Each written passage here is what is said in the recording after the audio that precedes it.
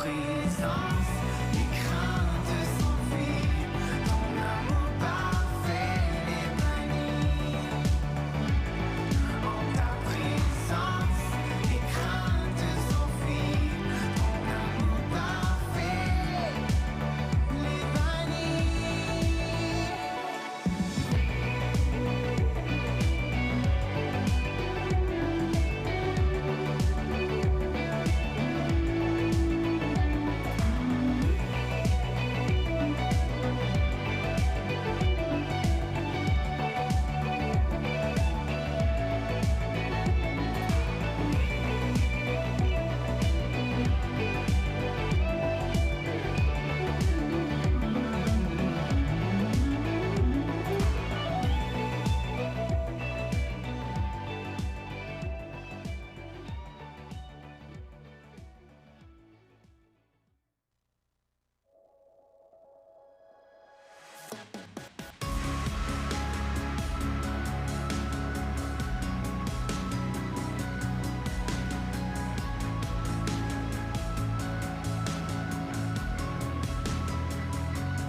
Comment oublier le tout premier jour où j'ai entendu le son de ta voix au milieu du chaos, de la confusion.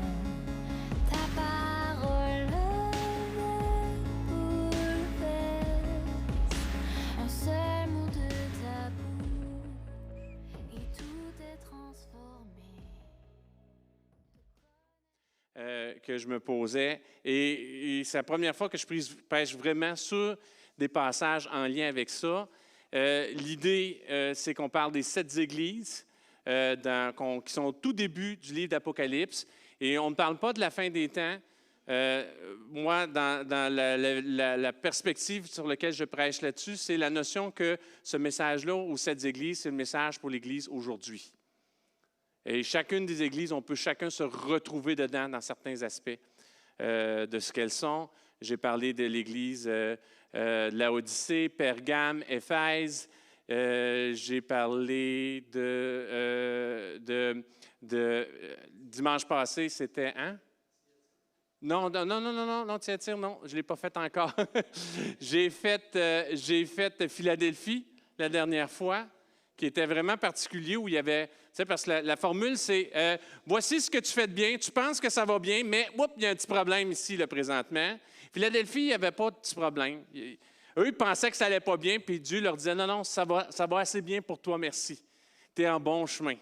Et aujourd'hui, c'est une autre église où il y en a 2 sur 7, à peu près un petit peu moins de 30 où Dieu n'a rien à redire sur cette assemblée-là.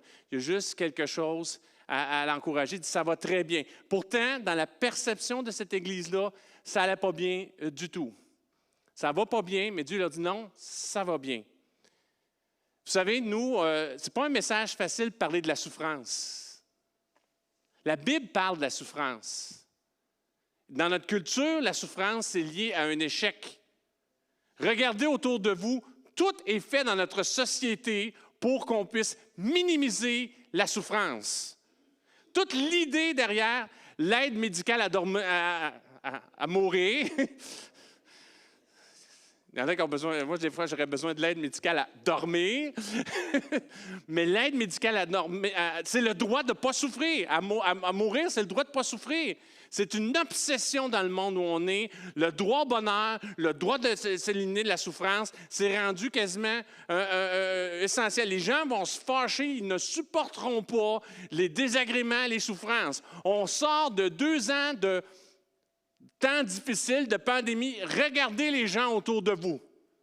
La mèche pète vite, vite, vite. Des problèmes d'agressivité, des problèmes de comportement bizarre, la civilité. Tous les gens, non, c'est comme si c'était un droit. Les publicités sont basées, regarde, on va te couper ta souffrance. Hein? Achète telle voiture. Tu vas être tellement bien. Hein? Toutes les voitures sont toutes heureuses dans la voiture. Il roule dans la voiture. Le gars s'achète son SUV. On dirait qu'il va, tous les jours, il se promène dans un beau chantier sur le bord, d'un beau sentier sur le bord des Rocheuses, une place que ça prend 5-6 heures avant de te rendre. Mais lui, là, toutes les fins de semaine, il est là-dedans, il est heureux dans son beau véhicule. La réalité, là, c'est que tu as souvent, pour te payer ce beau véhicule-là, là, tu n'as pas le temps d'aller te promener dans le bois, là. Tu vas te promener dans le bois une fois par année, puis le reste du temps, tu vas travailler comme un malade. Puis quand la facture arrive, quand les paiements arrivent, tu n'as plus le même sourire. Puis ça ne prend pas de temps que tu roules avec la voiture, puis ça ne te rend pas si heureux que ça. Même si tu aimes beaucoup les voitures, n'est-ce pas, Pierre? Même si on aime beaucoup les voitures. Hein, avant qu'on l'ait, on est-tu content? Quand je veux-tu être bien quand je vais avoir la voiture? Puis quand tu l'as, déjà, c'est... Il y avait Luc Dumont qui disait, tu veux encore voir ta belle voiture dans 5 ans? Prends une photo. Moi, si je voulais me voir quand j'avais votre âge, si je voulais me voir avec des cheveux à 50 ans, il fallait que je prenne une photo. Ça change tout. La réalité, c'est que le bonheur est intangible, la souffrance est présente et la Bible nous apprend à vivre avec la souffrance. Elle nous parle même des avantages de la souffrance. Et le message, l'Église de Smyrne, c'est une église qui comme l'Église de Philadelphie, qui en arrache. Là aussi, il y a le pasteur Jean Arrache avec son assistant. C'est difficile. Et puis, il y a les diacres. On n'a pas d'argent en plus. C'est pas évident. C'est pas évident pour Smyrne. Et pourtant, c'est un message très court que Dieu donne à Smyrne. Et il ne parle même pas aux victorieux. Pour eux, Smyrne, pour Dieu, pour Jésus, alors qu'il parle à cette église-là, elle est déjà victorieuse. Pour Jésus, cette assemblée-là est déjà riche. Il ne la voit pas comme elle se voit elle-même. Il ne la saisit pas comme elle se saisit elle-même. Il dit non, change ta perspective. Devant moi, voici ce que tu es. Et c'est vraiment un paradoxe. Ce n'est pas un message qu'on entend souvent dans les assemblées.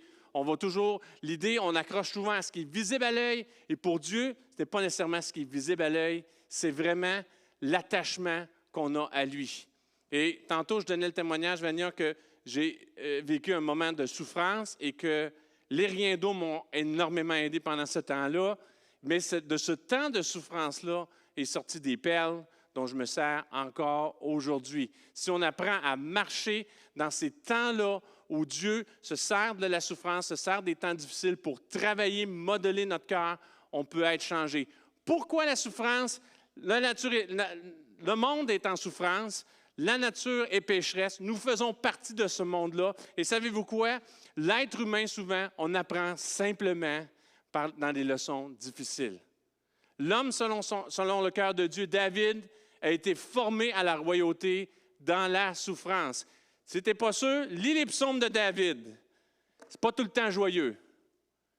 Il relate le moment où il dort, puis son oreiller, il est mouillé, mais ce n'est pas parce qu'il y a un lit d'eau, c'est parce qu'il pleure, il souffre, il est en difficile, il se bat, il est poursuivi, il vit de l'injustice, il vit toutes ces choses-là, et Dieu le forme à travers ça. Et même quand il entre dans la royauté, tu penses, OK, j'ai vécu ces temps-là, Dieu m'en a délivré, merci Seigneur, tu m'as formé.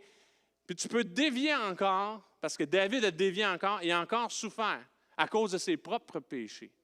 Il a vécu des circonstances difficiles à travers Bathsheba, à travers ses propres fils. Et ça a été toujours ce chemin-là. Je ne vois aucun personnage, à part Jésus, et même Jésus est dans la souffrance, mais Jésus est dans la souffrance pas à cause de lui, parce qu'il s'identifie à notre nature humaine. Voilà pourquoi il est dans la souffrance. Il porte nos péchés, il porte nos iniquités, il porte nos difficultés. Mais il n'y a aucun personnage, ne serait-ce moindrement important dans les Écritures, qui ne passe pas par le chemin de la souffrance et de la difficulté, qui ne doit pas faire face aux choses, aux côtés sombres de sa vie, aux aspects plus difficiles. Il n'y a pas aucun des disciples, aucun des personnages de l'Ancien Testament. Tous ont passé par cette école-là.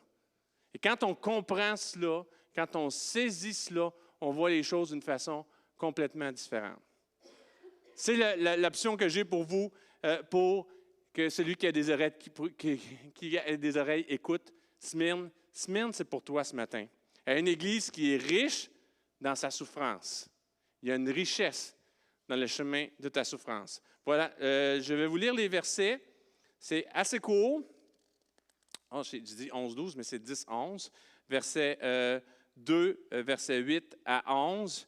Écrit à l'Église de Smyrne, « Voici ce que dit le premier et le dernier, celui qui était mort et qui est revenu à la vie. Je connais tes œuvres, ta détresse et ta pauvreté, et pourtant tu es riche, ainsi que les calomnies de ceux qui se disent juifs et qui ne le sont pas, mais qui sont une synagogue de Satan. Ne redoute pas ce que tu as à souffrir. Voici, le diable va jeter quelques-uns d'entre vous en prison afin que vous soyez mis à l'épreuve et vous aurez 10 jours de détresse. Sois fidèle jusqu'à la mort et je te donnerai la couronne de vie. Que celui qui a des oreilles écoute ce que l'Esprit dit aux églises. Le vainqueur n'aura pas à souffrir la seconde mort. Le vainqueur n'aura pas à souffrir la seconde mort.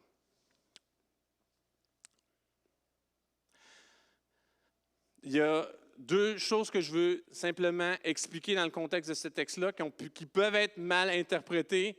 Tout ce qui est la synagogue de Satan, c'est vraiment une symbolique très forte. Je sais que historiquement, il y a même des suprémacistes blancs qui se sont servis de ça pour se dresser contre le peuple juif. Ce n'est pas le contexte dans lequel ce texte-là est cité. C'est la réalité où il y a des gens qui sont à Smyrne, il y a des assemblées de Juifs qui sont à Smyrne, et ces assemblées de Juifs-là s'opposent ouvertement contre les chrétiens et cherchent à les mettre en problème avec les autorités de l'Empire romain. Tout citoyen romain devait prier l'empereur. Il y avait un groupe qui avait cette exception-là, c'était les Juifs. Ils n'avaient pas à faire une prière à l'empereur. Mais pour les chrétiens, qui au début étaient associés au peuple juif, ça allait. Quand on les a chassés des synagogues, les problèmes ont commencé. Et là, ils avaient une certaine obligation à prier l'empereur. Et c'est tout un peu cette notion-là qui est là, où on les accuse, on les met en trouble devant les autorités, et eux vivent des situations difficiles. Quand on parle de la pauvreté de l'Église de Smyrne, c'est qu'ils devaient avoir des commerces, ils sont associés aux chrétiens, les chrétiens sont rejetés de l'Empire romain, ils vivent des conséquences sur le porte-monnaie directement, ils vivent des choses difficiles aussi. Et il y a cette notion-là aussi que vous aurez 10 jours de détresse. C'est un symbole. Ce n'est pas un 10 jours littéral, ça fait référence aux 10 jours où Daniel, quand ils étaient en captivité, les 10 jours où ils ont eu une certaine persécution, c'est un lien, c'est un symbole qui est là pour les aider à dire, regarde, c'est pour un temps défini, vous allez vivre des choses difficiles, vous serez délivrés, mais restez fidèles jusqu'à la mort. Soyez prêts à rester fidèles jusqu'à la mort. Alors, ce n'est pas un passage nécessairement facile, pas un thème qu'on aimerait lire. Non, je ne suis pas masochiste, je ne cherche pas la souffrance pour chercher la souffrance. Les chrétiens, on n'est pas une gang de masochistes, mais il faut revenir le pendule. On n'est pas non plus dans « aujourd'hui, je suis béni, béni, béni, tout va bien, tout va bien, tout va bien. Si Dieu est avec toi, tout va bien aller, Dieu va te délivrer de toutes ces choses-là. » Je vous en prie, ce n'est pas vrai. Si tu es jeune et que tu n'as pas encore à vivre des souffrances, rends gloire à Dieu. Maintenant, marque la date. Puis prépare-toi dans ton agenda. Les temps de souffrance vont venir. Les temps difficiles vont venir. Tu ne peux pas rester attaché au Dieu sauveur qui a donné sa vie à la croix, qui a souffert au mont du Calvaire, qui était à Gethsémani, des grumeaux de sang coulaient de lui. Il disait, est-ce que cette coupe peut s'éloigner de moi? Tu ne peux pas suivre un Dieu comme ça et ne pas avoir à vivre des temps de souffrance. Lui-même a été glorifié à travers sa souffrance. Et c'est dit que nous, on a un privilège d'avoir part aux souffrances de Jésus-Christ. Ce n'est pas un thème populaire dans les assemblées. Ce n'est pas quelque chose qu'on aime entendre jusqu'à ce qu'on ait eu cette grâce-là de goûter, d'avoir vécu un temps difficile, d'être passé dans le chaudron, puis d'avoir été transformé à travers tout ça, de s'être rapproché de Dieu à travers nos temps de souffrance. C'est ce qui m'est arrivé dans la période où je parlais tantôt. Chez Pierre, chez Jean, avec Lucette. Tous ces temps-là, c'était des temps d'énorme souffrance. J'ai entendu la voix de Dieu. J'ai entendu Dieu me parler. Ce qu'il avait à me dire, c'était très, très, très personnel. C'était pas nécessairement facile. C'est à travers la souffrance que je l'ai entendu, mais ça m'a libéré. Alors, il y a quelque chose à aller chercher à travers cela. Quel est le sens premier pour nous? Cette lettre-là, c'est une lettre. Il s'agit d'une lettre que Jésus adresse à une Église qui souffre de la persécution et de la pauvreté, mais qui reste fidèle à lui, qui ne lâche pas. C'est dur, on s'y tient, on s'accroche à Jésus, c'est pas évident, mais je reste attaché à lui. La vie chrétienne et la vie tout court n'est pas un long fleuve tranquille. Ça ne marche pas. Quand tu as de l'argent, tu dis, ah, si j'avais plus d'argent, mais quand tu as plus d'argent, ben, tu as d'autres genres de problèmes. Tu as des problèmes liés à ceux qui ont plus d'argent. Quand tu as moins d'argent, tu as des problèmes qui sont liés à ceux qui ont moins d'argent. Quand tu n'as jamais juste assez d'argent, c'est jamais juste assez correct, ta santé n'est jamais parfaite. Même des athlètes, il y a des médaillés olympiques qui gagnent la médaille olympique, qui ont travaillé pendant des années et le lendemain vivent une grande dépression parce qu'ils l'ont eu. Ça fait depuis 5 ans que je rêve d'aller aux Olympiques. J'ai eu ma médaille olympique, j'ai gagné ma médaille d'or. Puis là, je l'ai, puis après. Puis après. Alors, la vie est remplie de ces choses-là. C'est loin d'être d'un long fleuve tranquille, mais il est possible d'être spirituellement dans une situation où, naturellement, où nous sommes sans ressources. Ça, c'est possible. C'est vrai, ça va arriver. Il y a un moment donné. Si ce n'est pas financier, c'est un autre domaine. Si c'est intellectuel, il y a toujours quelque chose qui te manque. Il y a quelque chose qui nous manque. Chaque être humain, à cause de notre nature, à cause de notre héritage d'Adam, à cause du péché originel, il y a un trou. Puis on est les champions du polyphylla. On veut boucher les trous, on met ça, on bouche ici, bouche... Est-ce qu'il y en a qui savent de quoi je parle quand je parle du polyphylla? C'est un genre de petit... c'est du potis, là. Quand vous êtes en appartement, tu arrives, là, puis la personne avant toi n'a pas bien fait sa job, là, puis qu'elle a cogné les meubles partout, puis tu as des trous partout, puis là, tu arrives avec ton petit polyphylla, puis tu bouches ça. Puis... Bien, la vie, là, c'est continuellement des trous à boucher, puis il y a continuellement des trous qui se passent. Puis à chaque fois que tu en découvres un, des fois, en arrière de ça, le mur est encore plus défait. Le trou est encore plus grand. C'est une course sans fin. C'est naturel de frapper sa limite. C'est naturel de ne pas être toujours capable. C'est naturel de faire face à la souffrance et c'est une occasion à Dieu de se glorifier dans nos vies. Le message adressé à l'Église de Smyrne et à nous, comme croyants, est un encouragement. Persévère. Persévère dans la foi et dans l'amour. C'est un temps. Ben oui, t'es tanné, c'est ton 10e trou, c'est la 10e situation. Il me semble que ça se reproduit toujours dans ma vie. Il me semble que le scénario est toujours le même. Mais c'est une occasion pour Dieu d'agir. Malgré la souffrance, l'opposition et le manque de ressources, tu peux être encouragé. Ce n'est pas la fin. Dieu ne le reproche pas d'être en manque de ressources et d'être en souffrance et de ne pas avoir de moyens. Il a dit, lâche pas. Lâche pas, il y a une couronne de vie pour toi. Une couronne de vie, une victoire, une vraie victoire. Pas qui peut être encore, et il dit jusqu'à la mort. Me semble, à la mort, là, quand tu es mort, tu as tout perdu hein, sur cette terre. Ça s'arrête là. Même si tu perds tout, tu es victorieux. Même si tu perds tout, tu es victorieux. C'est une grâce. Le message adressé à l'Église de Smyrne et à tous nous comme croyants, encouragement de persévérer dans la foi et l'amour, malgré la souffrance, l'opposition, le manque de ressources, c'est aussi une exhortation à se préparer au jugement dernier et à la mort. Au victorieux, il n'y aura pas de deuxième mort. Bon, petite question biblique. Deuxième mort, c'est quoi déjà la deuxième mort? Je connaissais la première. C'est quoi déjà la deuxième mort? Ça, c'est le jugement dernier. On aura tous à rendre compte de notre vie. On va tous ressusciter, on va tous passer devant le tribunal de Dieu. Ceux qui étaient en lui, ben, il n'y en aura pas. Ils vont être déjà, ils passent avant, puis on les trouve dans le livre de vie, puis ça finit là. Mais ceux qui ne sont pas dans ce livre de vie-là, quelle déception, hein, de dire « Oh non, Dieu n'est pas dans l'histoire, je n'ai pas de compte à rendre, je vais vivre ma vie comme il me plaît. Je vais vivre, je vais peut-être être en moyen, puis bon, quand je serai mort, je serai mort. » Non, tu meurs une fois, puis la deuxième fois, tu passes devant Jésus. Puis la deuxième fois, c'est là qu'il y a les pleurs et des grincements dedans. Et tu te dis, hey, je suis passé à côté d'une vie avec un Dieu vivant qui m'aime parce que je n'en ai pas voulu de mon vivant. Je ne l'aurai pas plus dans l'éternité. Je vais être séparé de lui. C'est ça, la deuxième mort. C'est une mort où tu es conscient. La première mort, tu meurs, tu attends, en attente de la deuxième mort si tu n'as pas Jésus dans ta vie.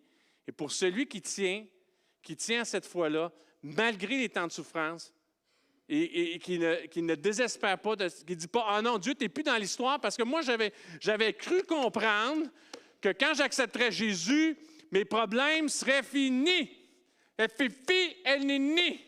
Tu me bénirais, tu serais là avec moi, tu m'as sauvé. Puis là, j'ai plein de passages qui parlent de tes bénédictions. Comment ça se fait que je souffre? Non, ça ne doit pas être vrai, cette affaire-là. J'ai déjà tellement souvent entendu cette histoire-là, cette façon-là de voir les choses. Mais Dieu dit à Smyrne, regarde là, tu as compris autre chose. Tu as compris qu'il y avait autre chose que ce que tes yeux voyaient, autre chose de ce que ton corps ressentait, autre chose que ton ventre, que ton nombril, qu'il y avait un Dieu d'éternité, qu'il y avait une relation à vivre avec lui. Et ça ne dépendait pas des circonstances, ça ne dépend même pas de comment tu te sens. Et même dans la souffrance, tu restes là, tu es fidèle. Ah, ça, c'est une victoire. C'est une victoire. Tu ne goûteras pas à cette deuxième mort. C'est aussi... Ce passage-là pour l'Église de Smyrne, c'est aussi une exhortation à voir plus loin que les souffrances et les obstacles présents.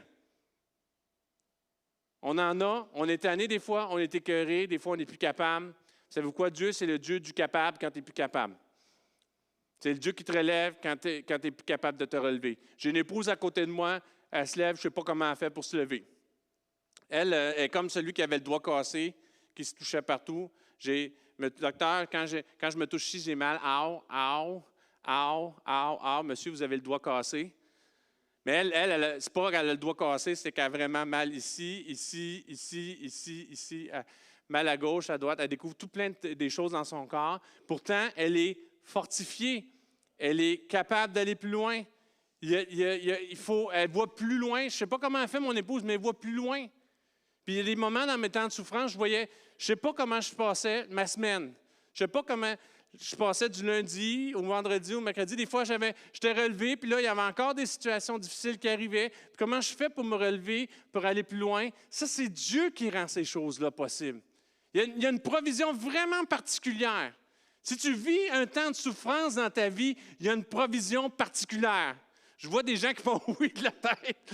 Je vois des gens qui n'étaient plus capables, qui ont prié, puis Dieu, il y a des temps vraiment particuliers. Il y a quelque chose qui se passe dans une autre dimension dans ta relation avec Dieu. Tu vis autre chose, là. Tu n'es plus dans les clichés. Tu n'es pas dans les réponses toutes faites.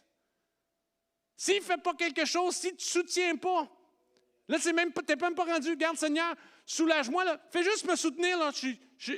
J'en peux plus. Là. Fais-moi passer. Amène-moi ailleurs. Ça, c'est goûter à ça. Comme enfant de Dieu, ça t'amène. Tu goûtes vraiment à quelque chose d'autre. Et tu peux expérimenter des choses que tu n'auras jamais expérimentées dans ta vie parce que tu ne t'es pas arrêté au temps de souffrance, mais tu t'es attendu à Dieu. Tu t'es attaché à lui malgré la souffrance, et même si la souffrance n'était pas résolue. Et même si ça ne changeait pas rien que ce soit dans ta vie. Des fois, Dieu donne des résolutions tout de suite, mais pas toujours. Et dans l'Église de Smyrne, il n'y a aucune promesse d'une résolution. Il dit, ça va durer un temps. Puis pour certains, il n'y en aura pas de résolution parce qu'il parle d'être fidèle jusqu'à la mort. Il y en a pour qui il n'y aura pas de résolution, mais ça ne change rien de ta relation avec Dieu et de la bénédiction et de la victoire que tu as en lui. Ça, c'est quelque chose, je vous dis, c'est un mystère. C'est un mystère. Ça ne s'explique pas. Ça, c'est divin. Quelqu'un regarde à cela. Il y a des gens, des fois, qui peuvent se dire « Ah, j'ai été guéri de telle maladie, telle maladie. » Ils vont trouver une explication scientifique. Ils vont dire « Non, ce n'est pas vraiment Dieu qui t'a guéri. C'est telle chose. Ça devait être les astres qui s'alignaient ou tel type de médicament ou telle affaire. » Mais quelqu'un qui se tient debout dans une souffrance profonde, en paix, ça, c'est surnaturel. Ça, c'est un mystère. Les Écritures sont pleines de ces choses-là. Je vous encourage, si vous avez le temps, parce que ça existe sur YouTube en vidéo, écoutez le témoignage de Corrie ten Boom. Pas plus injustice que ça. À un moment donné, elle donne le témoignage. Corrie ten Boom, c'est une dame qui protégeait les Juifs qui habitaient en Hollande. Sa famille chrétienne cachait des Juifs chez eux. On les a capturés, on les a amenés dans les camps de concentration. Sa sœur est morte dans les camps de concentration. Elle a survécu. Des années plus tard, un de ces tortionnaires allemands vient à une soirée de témoignage. Puis dit, j'étais dans la prison. Et là, toute la souffrance était encore là pour Corrie ten Boom. Il faut écouter ce qu'elle dit. Ça, c'est un mystère.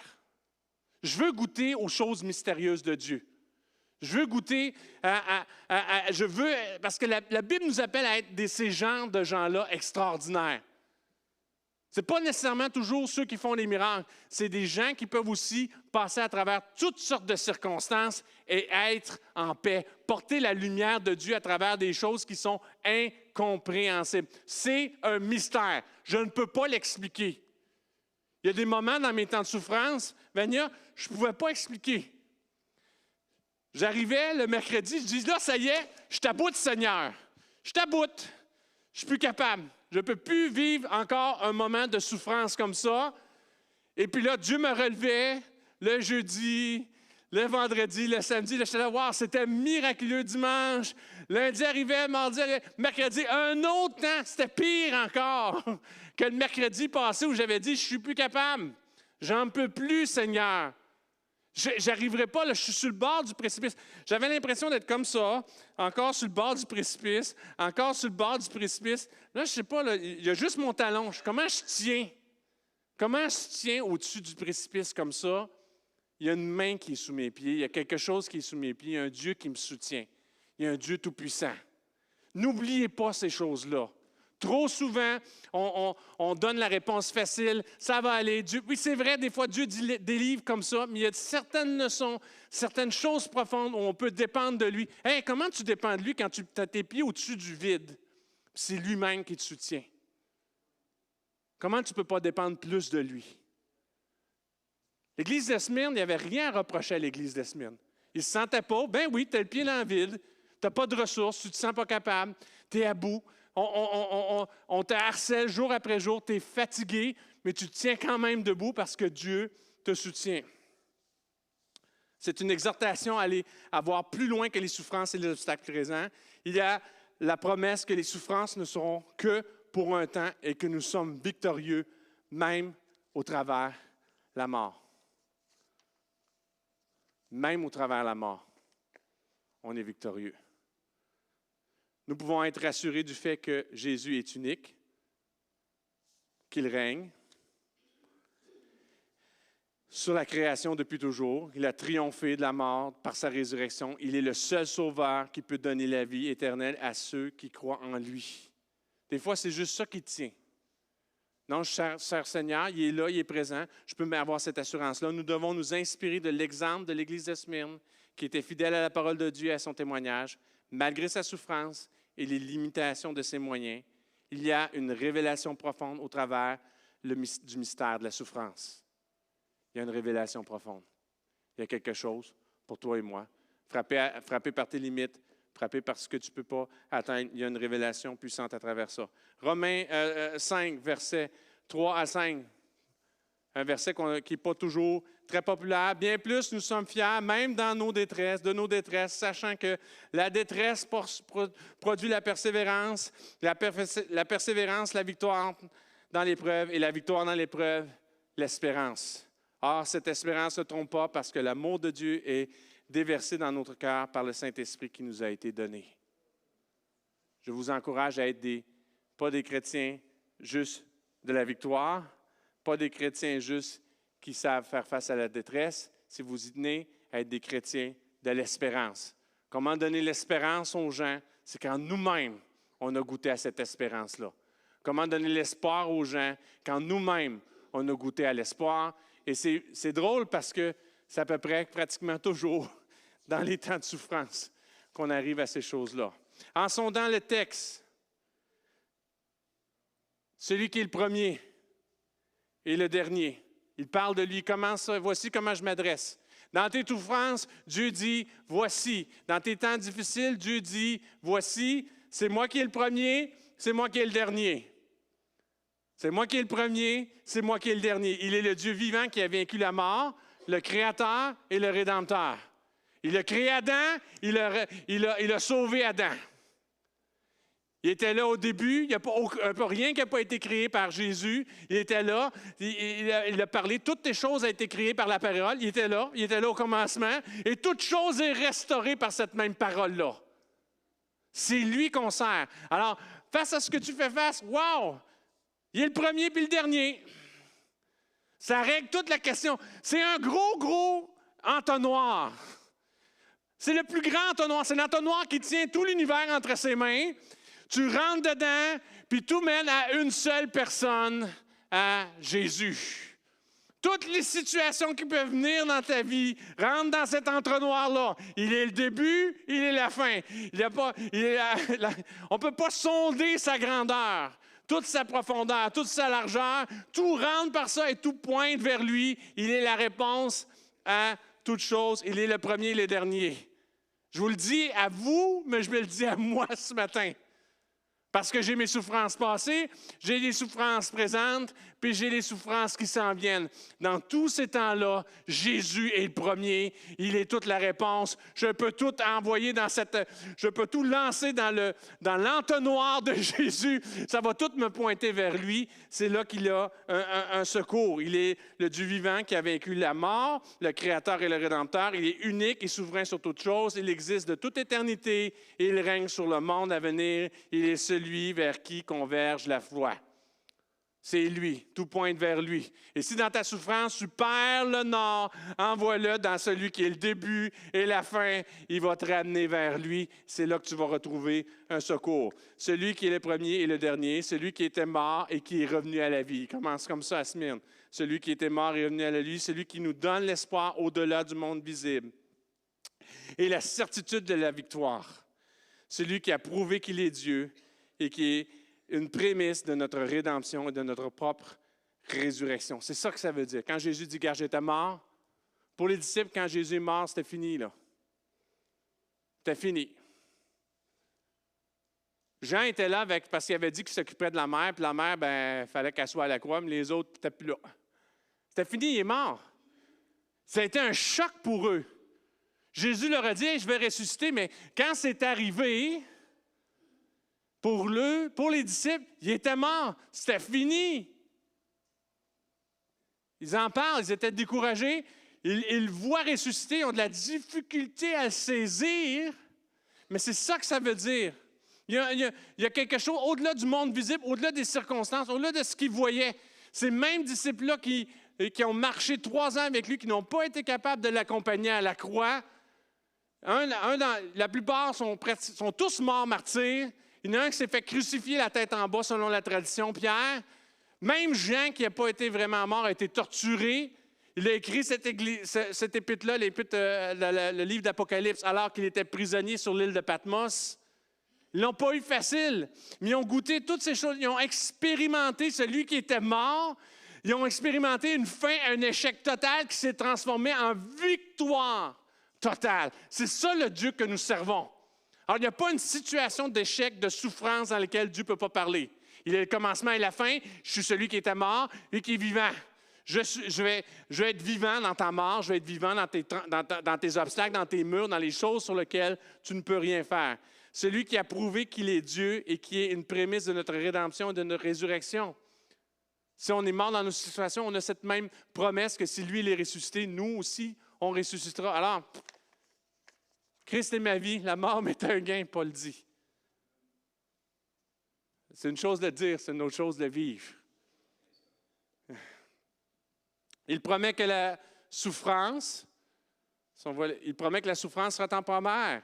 Nous avons notre petite part dans la participation à l'œuvre rédemptrice de Christ qui a souffert et est mort sur la croix pour nous sauver. Ça, on ne nous enseigne pas tout le temps ça. Mais on a notre part de souffrance. Il dit, tu veux venir après moi? Jésus dit, porte ta croix et suis-moi. Il faut être conscient de ça. C'est juste un privilège, c'est juste normal. C'est une occasion d'éprouver, de fortifier notre foi, notre patience, et de bâtir notre patience et de vivre l'espérance. Il promet que la souffrance sera temporaire. On n'a pas à tout porter. Il a tout porté, il a tout accompli. Mais pour un temps, les apprentissages et les révélations qui passent par la souffrance lient profondément notre relation avec Dieu. C'est comme ça que ça se bâtit. C'est comme ça. Je cherche encore quelqu'un qui n'a pas vécu quelque chose de profond, de transformateur, de changeant avec Dieu, sans qu'il n'ait pas été passé au pressoir, à la machine à la machine à limonade, à la machine à jus d'orange, qui n'a pas été pressé, qui n'a pas été travaillé par Dieu. Ces temps-là de souffrance nous donnent la force, la consolation et la grâce de surmonter le mal. La souffrance n'est pas une fin en soi, mais c'est un chemin vers la gloire future. Tu veux vivre quelque chose de glorieux avec Dieu, il faut accepter parfois que ça passe par la souffrance. Et la couronne, sois fidèle et je donnerai. La notion de victoire et d'immortalité de la couronne de vie est liée à une certaine mort, une mort à soi-même. Dieu met la couronne dans nos vies quand on est comme lui. Il est le roi des rois. Quand on est mort à nous-mêmes, on porte cette couleur-là. Comme Jacob devient Israël, nous sommes vainqueurs lorsque nous perdons dans notre lutte avec Dieu. C'est une belle image, hein? Alors que Jacob revient. Il a été parti, il a eu toute cette chicane avec son frère. Il était parti en exil. Il revient avec ses épouses. Il revient avec ses enfants. Puis là, il dit, « Oh, celui à qui j'ai volé le droit d'aînesse, là, je reviens sur sa terre, là, ça ne sera pas facile. » Jacob a tout le temps lutté. Il a lutté pour aller chercher la bénédiction de Dieu. Il luttait. Jacob, ça veut dire usurpateur. Celui qui vient, qui prend, toujours lutter, manigancer, même pour gagner son troupeau, manigance, tout le temps des choses comme ça. Lutte avec Dieu. Est-ce qu'on est tellement différent de lui? Pas toujours. On essaye de négocier. Hey, je veux ça, mes seigneurs, comme ça. Et Jacob est là, il arrive, et là, il y a une lutte. Il combat avec un homme. Son nom change. Il combat avec l'homme toute la nuit. Et Dieu, l'interprétation de ce passage-là, c'est qu'il lutte avec Dieu. Il lutte avec Jésus, une théophanie, une représentation de Dieu. Et à la fin, il lutte, laisse-moi partir. Il se fait cacher la hanche. Il a perdu, là. Il frappe la hanche, et puis, non, je ne te lâcherai pas que tu m'aies béni, je ne te lâcherai pas que tu m'aies béni. Il a été béni quand il a perdu. Nous sommes vainqueurs lorsque nous perdons dans notre lutte avec Dieu, quand on l'accepte. Souvent, ça passe par la souffrance. Ça passe de faire un deuil d'autres choses, d'un autre plan, d'autres choses qu'on aurait voulu faire. Comme Adam, on voulait mener notre vie à notre façon, ça passe par quelque chose d'autre, et on change de nom. Sois fidèle et je te donnerai, sois fidèle et je te donnerai. Nous sommes vivants lorsque nous sommes morts à notre nature pécheresse. Nous sommes victorieux malgré la mort. Nous n'avons pas à craindre le jugement dernier et la deuxième mort. Il y a une paix là-dedans. Il y a une paix là-dedans. Notre vie, notre bénédiction comme chrétien ne dépend pas que ça aille bien ou que ça aille pas bien. Ça dépend de notre relation avec Dieu. Savez-vous quoi? Quand ça va mal, c'est un bon temps pour le prier. Quand tu souffres, c'est un bon temps pour le prier. C'est un bon temps pour faire la différence. Alors que la vie n'est pas facile, je finis avec cela. Je vais vous libérer après cela. Alors que la vie n'est pas facile, rappelons-nous ces choses-là. C'est pas évident ce que je vous ai dit. Je viens de vous... Si je recevais $1, à chaque fois j'ai dit le mot souffrance ce matin, là, je serais riche. Je serais riche. Ce n'est pas quelque chose que spontanément on identifie à la foi chrétienne, mais c'est là. C'est là. Quand on embrasse cela, quand on arrête de lutter, puis qu'on n'a pas besoin de faire comme Jacob, passer toute la nuit à se tirailler avec Dieu pour qu'après, pour se faire casser la hanche à la fin. On n'a pas besoin de lutter jusqu'au bout. On peut avoir le discernement de dire, non Seigneur, regarde là, il y a quelque chose pour moi là-dedans, je ne peux rien faire, je vais arrêter de taper du pied, je vais arrêter d'être un enfant, je vais accepter ces temps-là, puis je vais me fier sur toi. Ça sera une occasion de grandir dans ma foi.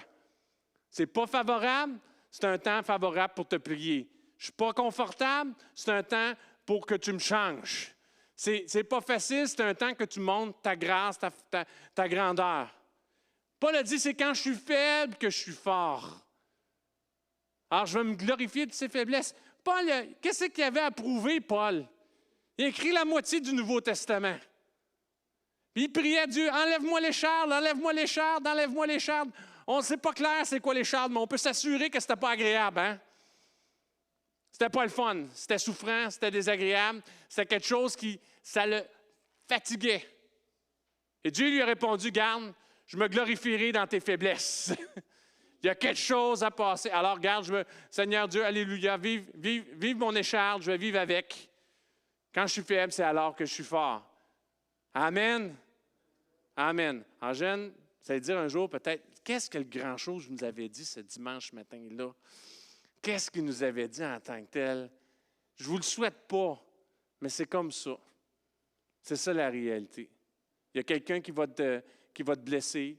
Il y a des circonstances qui vont se passer. Ta santé peut prendre le bord. La vie est fragile. Il y a tellement d'occasions de souffrance. Mais dans toutes ces choses-là, c'est comme pour l'Église de Smyrne. Tu te sens pauvre, tu te sens accablé, tu te sens étouffé, mais voici, je suis là-dedans. Il y a une victoire pour toi. Et peut-être tu es déjà, en Jésus, on est déjà victorieux. Alors, pour espérer dans votre faiblesse, Jésus a tout gagné. Répète-toi ça à toi-même. Jésus a tout gagné. Il a toutes les richesses et toute la terre est à lui. Tu peux te le dire le matin devant ton miroir. Jésus a tout accompli. Il n'y a rien à ajouter. Tout est fait. Il l'a dit. Ça fait 2000 ans. Tout est accompli. Alors, il y a un accomplissement qui a déjà été gagné pour toi. Jésus a toute force et toute autorité. Il nous communique sa force dans notre faiblesse. Tu n'as pas besoin d'être fort. Tu as juste besoin d'un Dieu qui est fort. Moi, j'ai goûté d'aller au-delà de tes forces. C'est possible d'aller au-delà de tes forces. Pas humainement. Humainement, c'est le burn-out. C'est la faim, c'est l'hospitalisation, c'est les pilules. Mais aller au bout de tes forces, quand Dieu est avec toi, tu peux dépasser tes limites. Tu ne sais pas comment tu y es arrivé. C'est Dieu qui t'a rendu capable. Il a tout vaincu et il règne. La victoire et la couronne est pour nous. Il y a une couronne de justice, une couronne de vie, une couronne. Il y a des victoires pour nous, mais des fois, ça ne se manifestera pas nécessairement par une victoire extérieure. On peut être dans la misère et être victorieux. On peut être dans la souffrance et être victorieux parce que lui nous rend capables. Et à ce moment-là, c'est juste lui. C'est juste lui qui le fait. Jésus a vaincu la souffrance. Il nous soutient dans les temps difficiles. Si tu penses que tu souffres, Jésus a porté l'immensité de l'humanité sur lui-même. Son sang s'est séparé. Il a été traumatisé au-delà de tout. Il a tout porté sur lui. Il était, avant même que ça a commencé, il était déjà dans l'angoisse, dans le monde des oliviers, les grumeaux de sang. Quand on le perce, quand le sang se sépare, quand l'eau et le sang se séparent, c'est un traumatisme. Un traumatisme. Moi, j'ai vu c'est quoi le film qui avait été fait par l'acteur australien La passion. La passion, c'est dur à regarder. C'est méchamment dur à regarder. Puis même pas... Tu sais, crucifié, c'est juste le bout, là. Toutes les souffrances, les meurtrissures qu'il a vécues. C'est pas n'importe quelle meurtrissure, c'est des meurtrissures qui nous guérissent. Une souffrance qui... Ça n'a pas d'espèce... Aucune référence de ça. Et il nous soutient dans les temps difficiles. Ça, c'est lui. Quand tu sens que tu es à bout, celui qui te soutient est allé au-delà de ton bout à toi. Jésus a vaincu la souffrance. Jésus a vaincu la mort. La vie éternelle est accessible pour ceux qui croient en lui. Et Jésus a été complètement obéissant jusqu'à la souffrance et la mort. Il nous permet de vaincre notre nature pécheresse et de nous rapprocher vraiment de lui. Et souvent, c'est ça. Ça passe par là. Ça passe par des petits bouts. Savez-vous quoi? Quand tu passes à travers l'entonnoir de la souffrance, où il est le commencement et le fin, tu ne le vois pas, là. Tu es quelque part entre le commencement et la fin, Seigneur. Voici ma souffrance, je ne te vois pas, je ne te sens pas, je ne te ressens pas. Mais j'entre dans celui qui est le commencement et la fin, j'entre dans l'entonnoir. Tu pensais que tu étais proche de Dieu, puis là, tu te rends compte que tu avances loin, loin, loin dans l'entonnoir, mais là, ça va te rapprocher encore plus près de lui. Et c'est mon désir pour vous. C'est mon désir. Dieu prend. Tout est pour la gloire de Dieu. Encore plus ses souffrances. Quand tu passes à travers ça, Dieu est glorifié. Et ça t'approche de lui. C'est mon désir pour chacun d'entre vous. Ça, je n'avais pas compris ces choses-là avant que j'ai commencé à travailler sur ces passages-là. Et j'étais un peu estomaqué que Smyrne, tu sais, les deux églises qui en arrachent, c'est les églises qui sont plus proches de Dieu et c'est celles qui sont vraiment pleinement dans la victoire. C'est une grâce. C'est une perle que je vous donne. Peut-être que vous n'avez pas besoin aujourd'hui, probablement demain ou après-demain, ou à un moment donné, vous aurez besoin de goûter à un Dieu qui, en commencement et fin, à vous rapprocher de lui, un Dieu qui va vous rejoindre dans vos temps difficiles, dans vos temps de souffrance. Amen. Je vais finir ce message-là juste par une courte prière. Que Dieu vous fortifie. Éternel Dieu, je suis conscient que c'est énormément de choses que j'ai données ce matin. Je suis comme la femme avec la perte de sang. Si je peux juste saisir le pan de ton vêtement, sur cette révélation-là de comment tu es dans la souffrance. Seigneur Dieu, nous voulons saisir le pan de ton vêtement. Dans nos temps de souffrance, nous voulons avoir cette assurance-là que toujours, peu importe comment nous nous sentons, que nous soyons bien disposés, particulièrement quand nous ne le sommes pas, que nous puissions nous attendre à toi, que ce soit une occasion où notre foi grandisse. Merci à l'avance pour tout ce que tu vas faire. Merci de ta fidélité dans nos vies. Au nom de Jésus, j'ai prié. Amen. Oui, je n'ai pas oublié, on va finir par les offrandes. Et je sais qu'il y en a beaucoup qui le font par paiement Interac, mais pour ceux qui voudraient le faire en personne, je vais prier pour ces offrandes-là. Merci pour le soutien que vous faites à cette assemblée. Merci pour la vie que vous menez dans cette assemblée, le secours que nous avons que nous trouvons ici. Je veux bénir, sanctifier ces offrandes. Et je veux aussi vous remettre cette semaine, la semaine qui s'en vient entre les mains de Dieu. Merci, Éternel Dieu, pour ta fidélité. Merci pour ta bonté. Tu nous soutiens, Seigneur Dieu, et nous t'aimons en retour. C'est par obéissance que nous partageons nos biens pour l'avancement de ton royaume. Je prie que tu puisses sanctifier ces offrandes ce matin, qu'elles soient un parfum de bonne odeur devant toi. Nous nous attendons à toi, Seigneur Dieu. Continue de soutenir cette assemblée bénie. Ceux qui trouvent réconfort en toi et qui veulent que ton royaume avance, prends soin d'eux comme ils prennent soin de toi, Seigneur Dieu. Fortifie-toi et fortifie-nous, Seigneur. Glorifie-toi, Éternel Dieu, dans nos vies. Que cette offrande soit un parfum de bonne odeur devant toi. Au nom de Jésus, j'ai prié. Amen. Bonne semaine. Reposez-vous bien. Vous avez pu voir peut-être, même j'écoutais ma dernière prière, je dis, oh, je suis fatigué là. Que Dieu vous soutienne. durant cette semaine, qu'il soit votre appui, votre soutien. Merci encore, Vania. Merci, Mathieu, Luc-Olivier, Amanda et... c'est un nom composé, mais j'ai oublié. Louis-Daniel. Merci encore, vous nous avez bénis ce matin. Hein? Tu aimerais ça qu'il fasse un autre chant? Pourriez-vous faire un autre chant? Sentiriez-vous capable de faire un autre chant? Ah, bon, on veut. Alors, ils vont nous bénir. On va finir la réunion avec un dernier chant. Merci.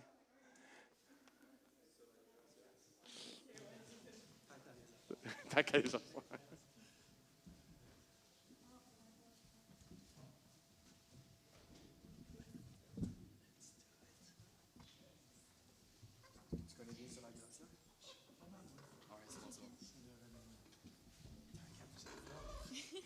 Excellent.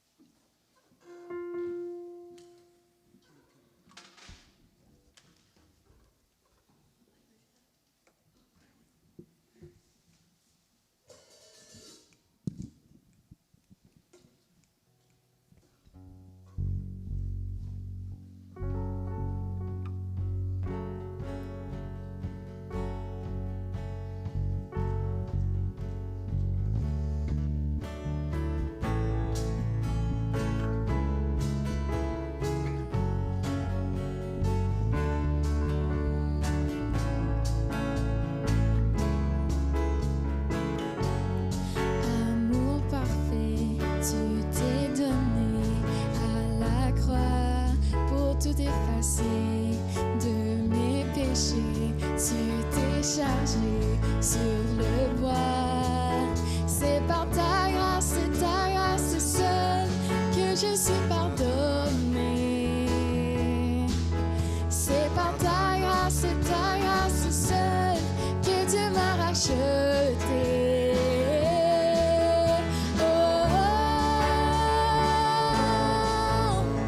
Merci pour la croix, ton amour pour moi.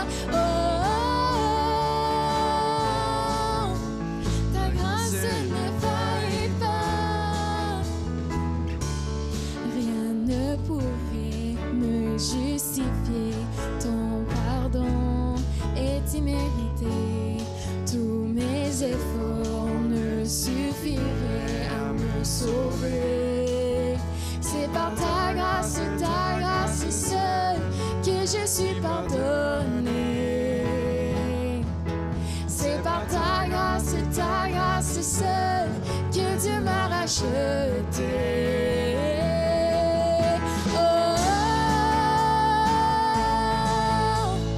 Merci pour la croix, ton amour pour moi. Ta grâce ne faillit pas. Merci pour la croix, ton amour pour moi. Ta grâce ne faillit pas. Ta grâce justifie, ta grâce m'affranchit, ta grâce purifie, ta grâce m'offre la vie, ta grâce m'a sauvé, ta grâce a pardonné, ta grâce m'a comblé, ta grâce m'a libéré, ta grâce justifie, ta grâce m'affranchit, ta grâce purifie, ta grâce m'offre la vie, ta grâce m'a sauvé, ta grâce a pardonné, ta grâce m'a comblé, ta grâce m'a libéré, ta grâce justifie, ta grâce m'affranchit, ta grâce purifie, ta grâce m'offre la vie, ta grâce m'a sauvé, ta grâce a pardonné.